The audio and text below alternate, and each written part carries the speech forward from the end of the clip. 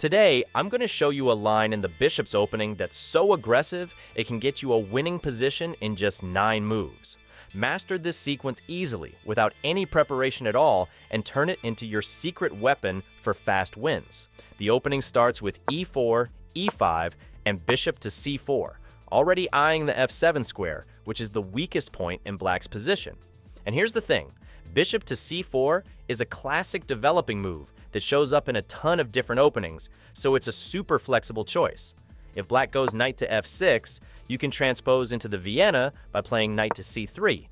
And if they go knight to c6 instead, just play knight to f3 and head straight into the Italian. So if either one shows up, just pivot into something you're already comfortable with.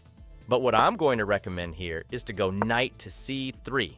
And this is exactly where a lot of players get caught in a dangerous line that's packed with problems for black in just the first few moves. Seems like just another quiet opening, but it's actually hiding one of the most brutal tactical traps you can unleash within the very first few moves. I'm going to show you exactly how the sequence breaks down your opponent's position. But before we get there, you need to understand why 87% of players walk right into it without even noticing. And usually, the opponent's first inaccuracy is bishop to c5.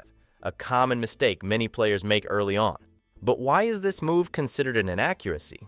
After all, it's a natural developing move. It brings the bishop out just like in the Italian game, right? Well, in this particular line, our knight is still sitting on its starting square. And we've got a powerful move that takes advantage of the bishop's absence on the king's side. That move is queen to g4. This is a moment where you really need to pay close attention because after queen to g4, we're threatening to capture the g7 pawn and go straight into a completely winning position. So now, how should black respond after queen to g4? It might seem like we're just making natural developing moves, but this is the moment that creates a structural weakness black won't be able to compensate for. We're about to reach the winning combination, but before we do, there's a key idea about king safety that changes everything. This is where black makes the most serious mistake in the position. It's the kind of error that leaves them completely lost. After queen to g4, black usually tries to defend g7, looking for a more active way to defend a pawn. If the king moves to f8, black immediately loses the ability to castle, and that gives us a clear advantage in the position. At that point, the best move is to play queen to f3, not just to stop any potential tactics along the diagonal, but also to keep f7 under control where there's already a direct mate threat. Meanwhile, black is still stuck with the problem of having the king in the center, unable to castle, and exposed to an attack that gets easier and easier to coordinate. If black plays g6, it severely weakens the entire king side, creating multiple weaknesses that become even more serious because of the missing dark square bishop, the piece that would normally be responsible for defending that structure. In this position, we can pull the queen back to avoid any discovered attacks and prevent material loss while still keeping the pressure on f7. And with that, we regain the advantage in a clear and stable way. And that's exactly what turns the defensive idea into a permanent weakness. But now comes the move that about 90% of players try, thinking it fixes everything, when in reality, it walks straight into the worst trap in the position. So that brings up the idea of playing queen to f6. Black develops the queen, defends the g7 pawn, and sets up mating threats against f2, and it feels like a very natural move, but it can actually leave black in a completely lost position. We've got a surprising response right out of the opening that gives us a major advantage. So from here, the position is already close to winning. And now, here's a really strong move you need to know. We go knight to d5. So what's the idea behind it? It's a tough one to spot because the f2 pawn is hanging, and black can simply go queen takes f2 with check. But our knight on d5 not only attacks the queen, it also threatens knight takes c7 with the fork. Let's take a look at the consequences. After queen takes f2, black is basically forced to go for it. We go king to d1, and now black has no more checks in the position, and there's no attacking sequence left. We're threatening two things at once. One is queen takes g7, hitting the rook on h8 and creating mate threats on f7. The other is knight takes c7. And the key point is black simply can't defend both threats. And this is exactly the moment I wanted you to notice. When your opponent thinks they're creating counterplay, They're actually speeding up their own downfall. But there's more. There's one final detail in the sequence that most players don't even realize until it's way too late.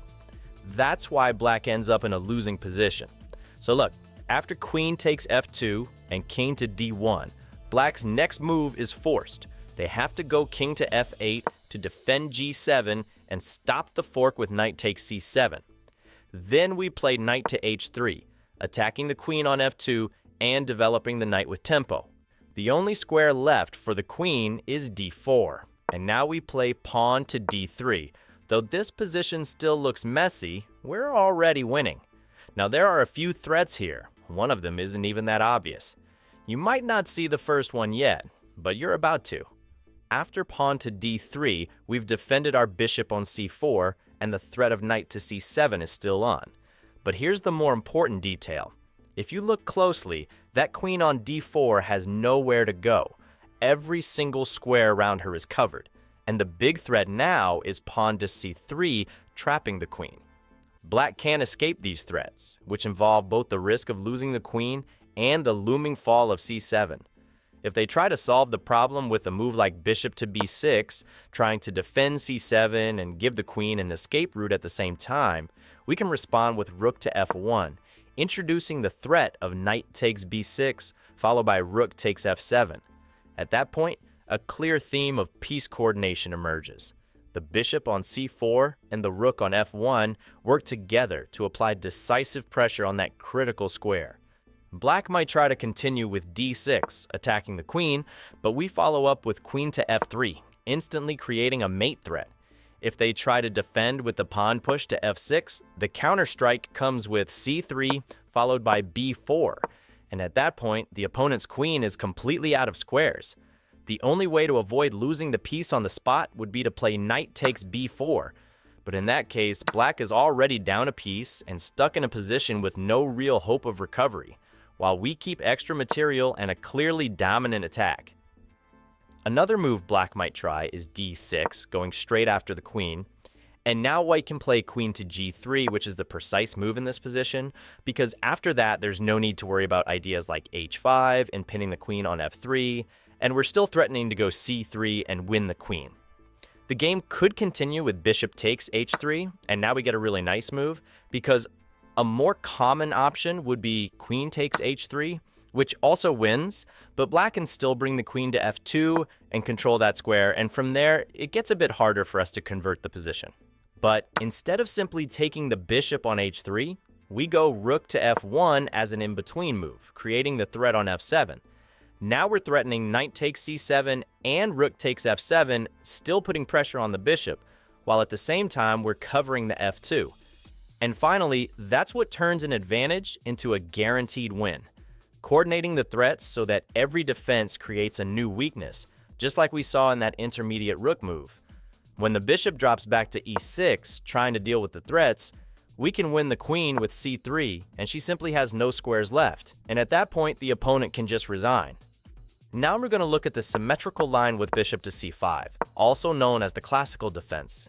And here I'm going to recommend that you play the move d4. But before I show you the sequence, you need to understand something crucial. There's a tactical pattern in this line that most players just don't see over the board. And that's exactly what turns a seemingly quiet opening into a devastating trap. This move is a fake gambit, just like the queen's gambit. You're giving up a pawn that your opponent is basically forced to take. If they retreat the bishop, you're simply better because the pawn is just hanging here. So they have to take it. But eventually, you'll end up recapturing that pawn. Most of the time, the opponent just gives you back. In my opinion, this is the strongest way to play. And here's where something surprising starts to happen. There's a second tactical idea in this position, an in-between move the opponent will only realize once things are already out of control. First, let's look at this. If they capture with the pawn, you're already clearly better. Believe it or not, yes, by move 3, you're in a better position because of a tactic. So the move here is bishop takes f7. After the king recaptures, you go queen to h5 with check, and now the bishop on c5 is hanging. They block with g6, and you simply take the bishop. Here you've already recaptured the pawn you sacrificed and forced the opponent's king out into the center. Even though you don't have any immediate material advantage, you can see this position is already way more comfortable to play as white than as black. Hold on to that idea, because keeping the initiative is more valuable than winning material, and you are going to see that principle guiding every decision from this point on. Most likely, your opponent is going to blunder everything here starting on move 3. So after you play d4, your opponent is kind of forced to take with the bishop, because if they don't, you just win a pawn. So the bishop captures here, and you play knight to f3 right away, threatening to recapture the pawn you sacrificed. Now comes the crucial part where most players make the fatal mistake that feels so natural, because if your opponent plays anything else here, you take the bishop, they take back with the pawn, and then you capture again. So once again, your opponent has a few options. They can play knight to c6, which keeps the extra pawn, because if you take here, they recapture with the knight. Or they might go for another move, like d6 or knight's f6, and if they play any of those, you simply take the bishop and get your pawn back. The opponent thinks they have options, but every continuation leads right back into the same trap I showed you at the start. So let's take a look here at the move knight to c6. You could recapture here, but I actually like just castling and not rushing things. And here's the secret that most players don't see. You've got two threats. First, you're threatening to take the bishop in the center, and second, you're threatening to go knight to g5 and hit f7 with a fork. So there's no need to rush, because your opponent can't deal with both at once. Look how this works. So you castle, and here the most common move is knight to f6, dealing with the threat of knight to g5. Because now, if you go knight to g5, your opponent simply castles, and they're doing just fine. Plus, they're threatening the pawn on e4. So now is the right time to take the bishop in the center. You take the bishop, and once again, the key question becomes how your opponent recaptures. But this is where the real danger is. It's the same mistake I made dozens of times before I understood the tactical pattern behind it. Because if your opponent recaptures the knight with the pawn, you're immediately much better in the game, since you're going to push the pawn to e5 and kick that knight away. Now, if you're more of a beginner, you might be wondering why your opponent can't just take that pawn you pushed. Pay close attention to this tactic, because that pawn capture loses the knight after rook to e1. Your opponent might try to save the knight by playing d6 to hold things together while getting ready to castle, but here pawn to f4 wins the piece and you simply won. See how every attempt to escape actually makes the position worse. So let's take a look at the other options. Capturing the pawn here isn't really an option, so your opponent has to bring the knight back or go for a whiskey line with pawn to d5. Then you take the knight, they take the bishop, and you take the pawn on g7, recovering the pawn you originally sacrificed. And now we get to the third kind of mistake, the kind of move that looks active but is actually devastating. Let's take a look at a few more mistakes your opponent might make. The first one is just trying to push the knight forward, thinking that if you threaten it, say with a rook, they'll just support it in the center with pawn to d5. But instead of going after the knight with the rook, you've got a much stronger move here, queen to g4, which threatens both the knight and the pawn on g7. So now, if pawn to d5, you simply capture on g7, and you're clearly better here. They have to defend the rook, but you keep the pressure on with bishop to h6, threatening to take the rook. They have to defend again, and now you can either retreat the bishop or keep up the pressure with bishop takes on d5. So we can see that the pawn capture loses and gives white the advantage. And here, black should play knight takes on d4. And this is the critical position I told you about at the beginning. From here, you keep pressing with f4. What's the idea behind this move? Simply put, the goal is to destabilize the opponent's position by capturing the pawn on e5. Because once that pawn falls, the knight supporting it also becomes vulnerable. And here's a key principle worth remembering. Destabilizing the structure almost always comes before winning material. That's why the opponent can't just ignore the threat and castle. They need to reinforce the pawn chain to avoid losing the knight. We've reached the conclusion of the plan, the moment when the final piece of the trap we started building earlier finally falls into place. Here comes the exchange. You take, your opponent recaptures, and then you bring the bishop out to g5, setting up an annoying pin. Now, that pawn that looked undefended is tactically protected because it can't be taken without losing the queen. And with that, your opponent is left without a clean way to break the pin, since the knight remains under double attack. Look how everything connects here. So now your opponent castles, and you've got a few options. You can capture right away, weakening the pawn structure around their king, and the game continues from this position where you have threats like queen to h5, and at some point you'll probably go c3 to kick that black knight out of the center, and eventually win your pawn back somewhere along the way in the opening. But there's a problem. After crushing the opening and getting a clear advantage, that inevitable question comes up. What should I do from here?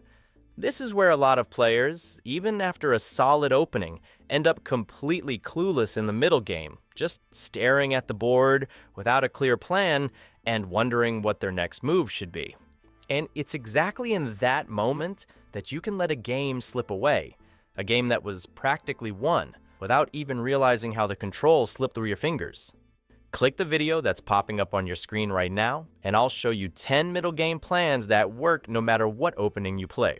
A simple method, one that saved me from throwing away so many winning positions. Click now and you'll feel the wins start coming way more often, because if you stop here, you already know how this story ends.